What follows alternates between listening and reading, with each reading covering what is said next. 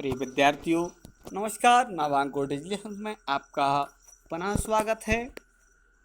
मैं भूपेंद्र गोंशी आपके साथ जो संधि प्रकरण का जो विसर्ग जो हमारा तीसरा प्रकार रह गया था उसको लेकर मैं आपके समक्ष उपस्थित हूँ। चलिए आज हम इसको भी पूर्ण कर लेते हैं ताकि हमारा जो संधि वाला टॉपिक है वो हमारा पूर्ण हो जाए। ये तो घड़ी आ चुकी है। तो विसर्ग संधि, इसकी परिभाषा क्या है? का स्वर विसर्ग का स्वर या व्यंजन से मेल होने पर जब विसर्ग में कोई परिवर्तन होता है तो उसे विसर्ग संधि कहा जाता है या कहते हैं। विसर्ग संधि, विसर्ग में पहला नियम क्या है? विसर्ग का सा होना। ये सूत्र कौन सा है? विसर्जनीयस्य सह, विसर्जनीयस्य सह, ठीक है ना। विसर्ग के बाद स्वर प्रत्याहार वर्गों के प्रथम द्वितीय वर्ण या तथा श श सा सा हो तो विसर्ग को सा हो जाता है। साथ ही आवश्यक होने पर उसे सचतु संधि भी होती है, ठीक है ना। क्या है? कुछ नियमों में क्या होता है, जैसे मैं कहूँ ये लिखा हुआ है कश्चित, कश्चित लिखा हुआ है, ये क्या है?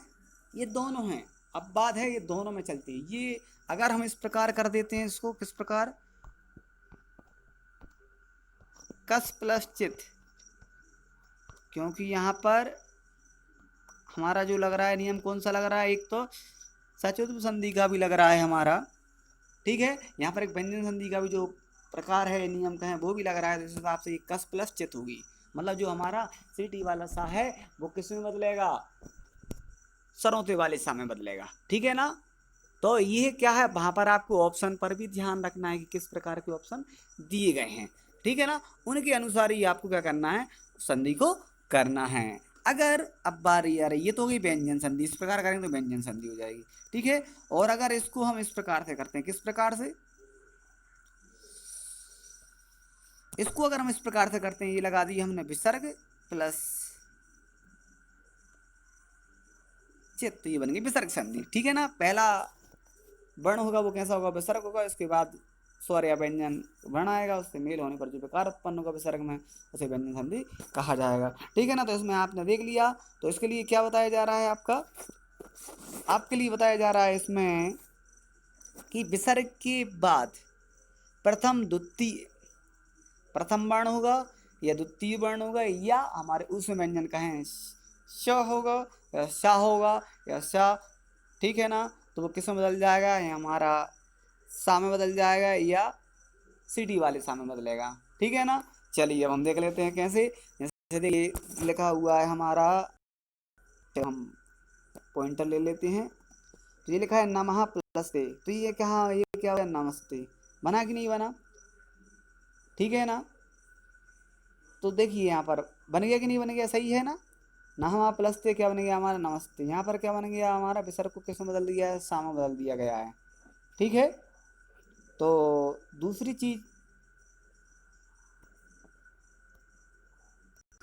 अब आपके दिमाग में एक चीज चल रही होगी कि सर कहीं आपका सरौते वाला सा आ रहा है तो कहीं बदलना है हमें सीटी वाले सा में।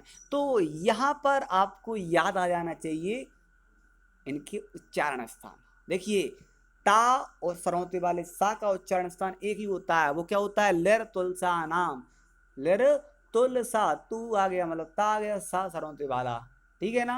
ये दंत होते हैं, ये दांत से बोले जाते हैं, इसलिए जहां ता के साथ सा को लिखने की बारी आएगी तो वहां पर आपको सरौते वाले सा को ही लिखना है, ठीक है। और जहां किसके साथ? चा वर्ण या चा के साथ सा के लिखने की बारी आएगी, वहां पर आपको कौन सा वाला सा लिखना है? वहां पर आपको सीटी वाला सा लिखना है। क्यों? क्योंकि जो इसका जो कहें हमारा उच्चारण स्थान क्या होता है?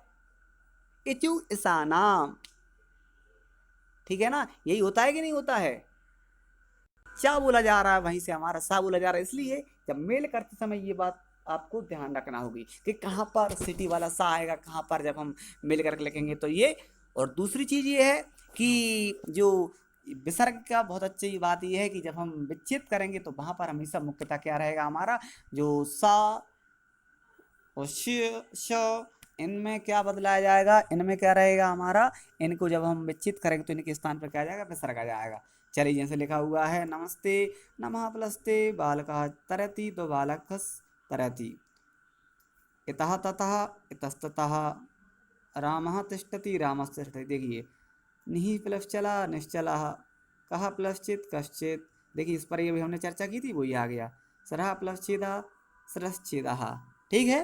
देखिए यहाँ पर छा है तो चावर का कोई सा भी वर्ण आ सकता है। अगला जो नियम क्या है हमारा, विसर्ग सा का क्या होगा, सा का क्या होगा हमारा, सा होना, विसर्ग का सा होना। तो वो कहाँ कहाँ पर होगा हमारा, वहां पर उसके लिए क्या ध्यान रखना है, जब नम और पुर क्या होगा, नम और पुर के साथ विसर्ग लगा होगा, किस किस के साथ, किस किस के साथ, बस समझ में आ रही नहीं आ रही, जब नम और पुर के साथ, नम और पुर कैसे होंगे, विसर्ग युक्त होंगे। जब नमा सब मतलब नाम के साथ विसर्ग तो क्या बनेगा, नमा, और पुर के साथ लगा तो पुरा। इनके साथ अगर का वर्ग या पा वर्ग का कोई सा भी अक्षर आएगा तो वो हमेशा किसमें बदलेगा, वो हमेशा सरोते वाले सा में ही बदलेगा। देखिए इनमें कितने अच्छे से बताया गया है। और ठीक है ना, इससे पहले मैंने क्या कहा था, शुरू की जो वीडियो तैयार की थी उसी में कहा था आपको इसमें एक्स्ट्रा फैक्ट मिलने वाले हैं। अभी भी मिल रहे हैं कि नहीं मिल रहे हैं, मजा आ रहा है कि नहीं आ रहा है वीडियो में, चलिए, हाँ ना, आ रहा है ना मजा, चलिए आगे बढ़ते हैं। तो इनमें क्या है देखिए, तो वो किसमें बदलेगा, सा में बदलने वाला। देखिए नमः प्लस करोति नमस् करोति, और नमः प्लस कारः नमस्कारः, पुरः प्लस कारः पुरस्कारः, पुरः प्लस करोति करोति, ठीक है ना, प्लस करोति। हो गया कि नहीं हो गया, ये बदला कि नहीं बदला आपका। चलिए अब हम आगे बढ़ते हैं अगली, इसके अगले प्रकार की ओर। अगला प्रकार है विसर्ग का सा होना। विसर्ग का सा होना तो उसके लिए क्या रहेगा हमारा, जब हमारा जो विसर्ग वाला वर्ण होगा वो हमारा कैसा होना चाहिए, ई और उ विसर्ग युक्त होना चाहिए। उसमें विसर्ग लगा है प्रथम वर्ण का जो अंतिम का है, उसमें कैसा होगा, वो विसर्ग युक्त होगा, प्लस उसमें ई की मात्रा होगी या ऊ की मात्रा होगी, ठीक है। इसके बाद अगर वो का वर्ग या पा वर्ग से मिलता है, ठीक है, तो वो किसमें बदलेगा हमारा, षटकोण वाली सा में। देखिए इससे पहले हमारा किसमें मिल रहा था, उसमें क्या क्या आ रहा था आपका, उसमें क्या आ रहा था, नम, नमा, नम और पुर, ये कैसे विसर्ग युक्त होंगे, और का या पा वर्ग से, का वर्ग किसी अक्षर से और पा वर्ग किसी अक्षर से मिलेंगे तो वो किसमें, सरौते वाले सा में बदल रहे थे। इसमें षटकोण वाले सा से बदल रहा जा रहा है, बदला जा रहा है कि नहीं बदला जा रहा है। इसे निहि प्लस कपटः निष्कपटः, दुहु प्लस कृतम दुष्कृतम, दुहु प्लस कर्मः दुष्कर्मः, निहि प्लस फलः निष्फलः, निहि प्लस क्रांता निष्क्रांता। बदला गया कि नहीं बदला गया है, ठीक है। और ये नियम आपको बहुत अच्छे से लिखना भी है और याद भी करना है, ठीक है।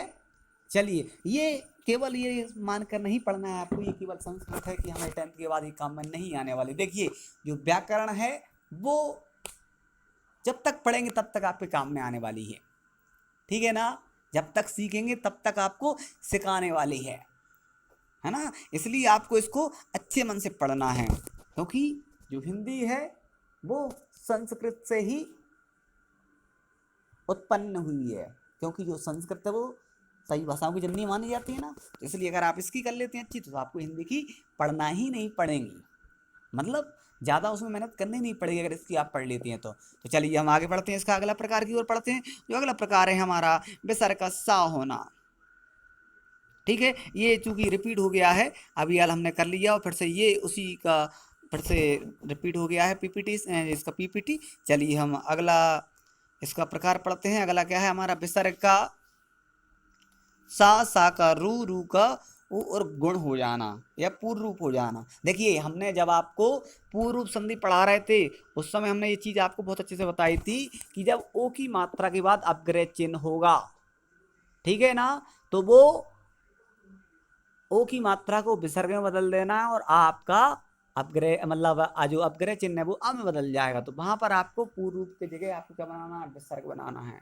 यहाँ देखिए जो अगर विच्छेद करके दी गई है तो उसमें क्या रहेगा, जो विसर्ग वाला वर्ण होगा उसमें आ होगा, ठीक है, प्लस विसर्ग, ठीक है। बात समझ में आ रही कि नहीं आ रही है। और इसके बाद, ठीक है, इसके बाद भी क्या होगा हमारा, आ अगर होगा, ठीक है, आ से मेल होगा तो ये विसर्ग मतलब आ प्लस विसर्ग ये दोनों मिलकर क्या बनाएंगे, ओ बनाएंगे। और जी आ हमारा अपकृत चिन्ह बदल जाएगा। जैसे देखिए मैं बता रहा हूँ आपको, ये से वहाँ लिखा हुआ है, ये बा में क्या है, आ है, और ये विसर्ग लगा हुआ है। फिर देखिए तो ये क्या बना देंगे, ये ओ की मात्रा बना दी से वो बना दी ना विसर्ग, ओ की मात्रा, और ये आ बनाएगा आपका अपग्रह चिन्ह, तो बना दिया। ऐसे ही सहा प्लस अपदत, देखिए आ और ओ विसर्ग आपकी ओ की मात्रा बना रहा है कि नहीं बना रहा है, इसमें भी बना रहा है कि नहीं बना रहा है, और जो हमारा आ रहेगा वो हमारा अपग्रह चिन्ह बनाएगा। जैसे प्रथम प्लस अध्याय, सॉरी अध्याय, तो बन गया प्रथमो अध्याय। इसमें चूंकि ये विसर्ग छोड़ दिए गए हैं, है ना, थोड़ी जो ये तो प्रिंट मिस्टेक है, तो इसको तो आप समझ सकते हैं।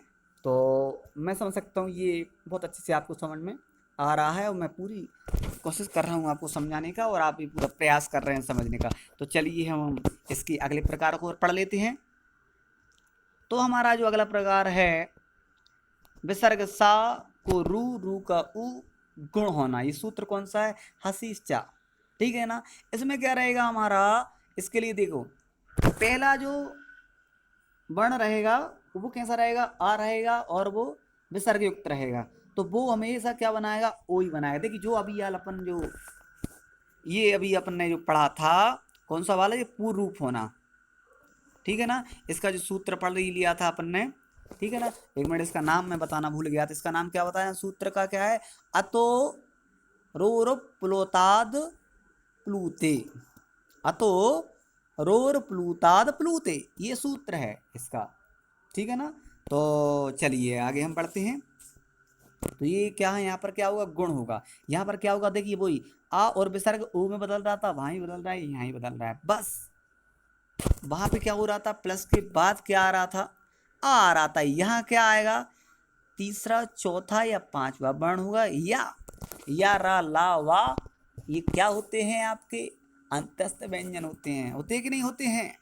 और हा क्या है, इसमें उसमें व्यंजन है।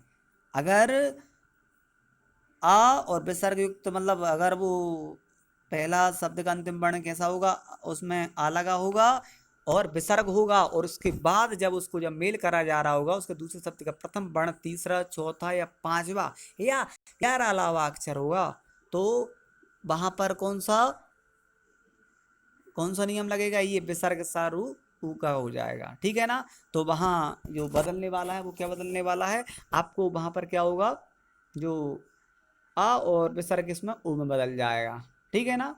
दूसरी चीज ये है, कहना सर जी ओ की मात्रा तो इससे पहले जो आपने स्वर संधि का जो वीडियो बनाया था उसमें भी था ओ की मात्रा, फिर कैसे कन्फ्यूजन दूर करेंगे सर।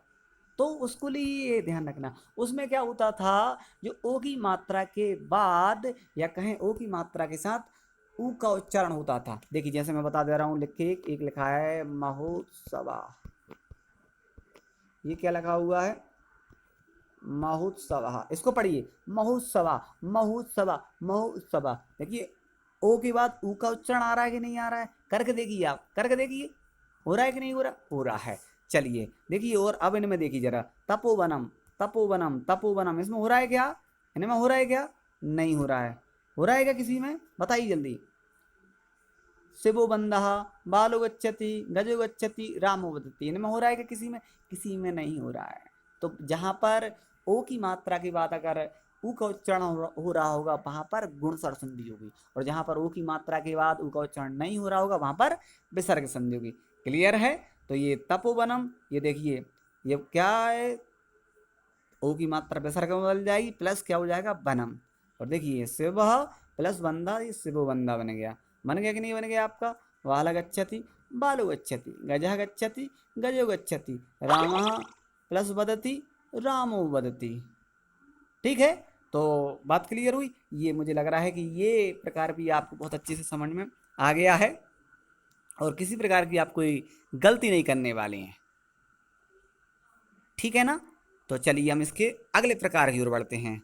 तो इसका जो अगला प्रकार है, कहें अंतिम प्रकार, यहाँ पर क्या होगा, विसर्ग का क्या होगा, रा होगा, ठीक है। विसर्ग का क्या होगा, जब देखिए पहले शब्द का अंतिम वर्ण कैसा होगा, आ होगा या बड़ा आ के अतिरिक्त कोई और स्वर होगा, आ या बड़ा आ के अतिरिक्त कोई और स्वर होगा और वो कैसा होगा, विसर्ग युक्त होगा।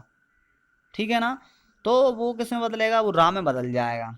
और इसके अलावा कोई स्वर या तीसरा चौथा या पांचवा वर्ण होगा। ठीक है, जैसे लिखा देखिए, गुरु प्लस जयती क्या बन गया, गुरूर जयती, बना कि नहीं बना। ये मुनि प्लस अयम, मुनीर मुनिरयम, मुनिरयम, ठीक है, मुनिरयम हो गया कि नहीं हुआ। हरि प्लस आगच्छति, हरिरागच्छति, बना कि नहीं बना। तो ये भी आपको ध्यान में रखना है। ठीक है, इसका आपने ये नियम देख लिया है आपने। ठीक है ना, मतलब पैसा कैसा होगा, ये कैसा होगा कि जब अभी तक क्या क्या आ रहा था आपका, आ रहा था या आ रहा था, नहीं आ रहा था आपका, कैसा आ रहा था, वो विसर्ग युक्त आ रहा था। इसमें क्या आ रहा है, आ और बड़ा आ को छोड़कर कोई अन्य स्वर आ रहा है, वही विसर्ग युक्त, तो वो कहाँ किस में बदलेगा, आपका रा में बदलेगा। बात क्लियर है, तो ये बदल रहा है। और जब आप इनको व्यंजन विच्छित करेंगे तो यही रा आपका विसर्ग में बदला जाएगा।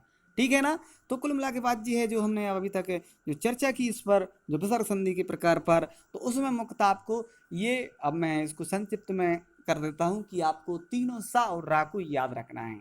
अगर मिल करके दी गई है संधि और उसमें अगर आपको तीनों सा और रा, इन चारों में से कोई ना कोई, सॉरी एक और मैं भूल गया, एक ओ की मात्रा अगर होगी, ठीक है ना, और उसमें ऊ की मात्रा के बाद अगर ऊ का उच्चारण नहीं हो रहा होगा तो वहां पर आपकी विसर्ग संधि होगी।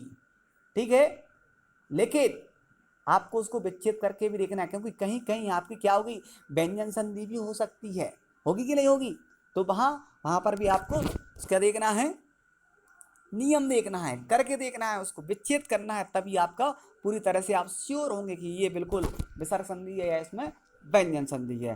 ठीक है, तो इसमें क्या होगा, इन जो चारों अक्षर जो मैंने बताए हैं, चारों और एक ओ की मात्रा, जब आप विच्छेद करेंगे तो इनके स्थान पर क्या आ जाता है, विसर्ग आ जाता है। ठीक है, तो इन सब के आपने नियम समझ लिए हैं, और इस प्रकार ये हमारी जो विसर्ग संधि है ये पूर्ण होती है, और विसर्ग संधि नहीं है हमारा संधि का टॉपिक ही पूरी तरह से पूर्ण होता है। और आशा करता हूँ कि ये वीडियो